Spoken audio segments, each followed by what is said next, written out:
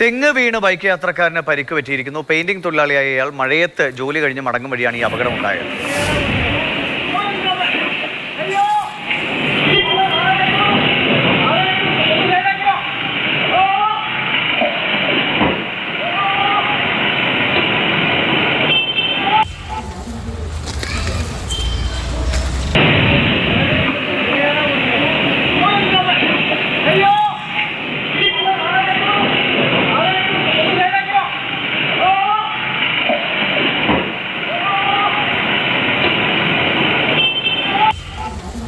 ഇംതിയാസ് കരീമുണ്ട് വിവരങ്ങളോ. ഇംതിയാസ്, ഇപ്പോൾ അദ്ദേഹത്തിന്റെ പരിക്ക് എങ്ങനെയുണ്ടാ? നേരെ അദ്ദേഹത്തിന്റെ മേലിലേക്കാണ് പതിക്കുന്നതെന്ന് തോന്നുന്നു. മറ്റേ യാത്രക്കാരൻ അല്ലേ, ഭാഗ്യം കൊണ്ട് അദ്ദേഹം അവിടുന്ന് മാറി രക്ഷപ്പെടുകയായിരുന്നു.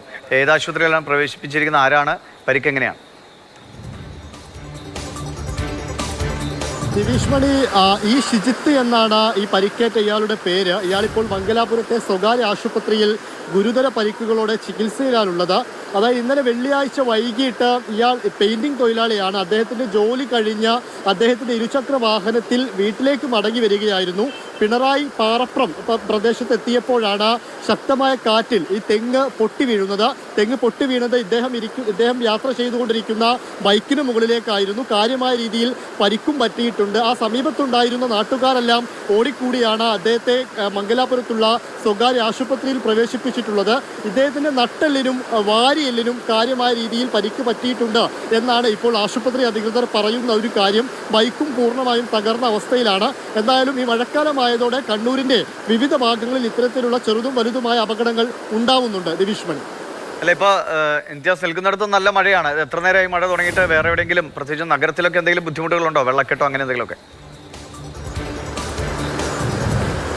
നഗരത്തിൽ ഇതുവരെ അങ്ങനെ കാര്യമായ ബുദ്ധിമുട്ടുകളൊന്നും കണ്ണൂരിൽ ഉണ്ടായിട്ടില്ല. പക്ഷേ ഇത് രാവിലെ മുതൽ തന്നെ കനത്ത മഴ പെയ്യുന്നുണ്ട്. ഇന്നലെ രാത്രിയിലുണ്ടായ മഴയിൽ നേരത്തെ കുപ്പത്തെ ഈ ദേശീയപാതയുടെ ഭാഗത്തുള്ള മണ്ണെല്ലാം ഒലിച്ച് അത് വീടുകളുടെ പരിസരത്തേക്ക് കാര്യമായി എത്തിയിരുന്നു.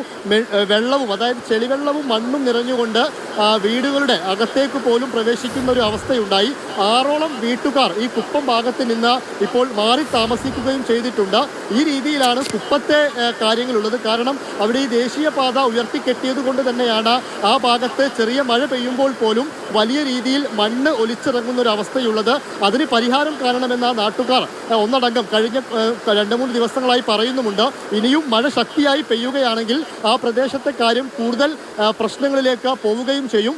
ആ രീതിയിലാണ് കണ്ണൂരിലെ നിലവിലെ പ്രശ്നങ്ങളുള്ളത്. നഗരത്തിലൊന്നും ഇതുവരെ കാര്യമായ പ്രശ്നങ്ങളൊന്നും റിപ്പോർട്ട് ചെയ്തിട്ടില്ല. വിവരങ്ങൾ നൽകിയത്.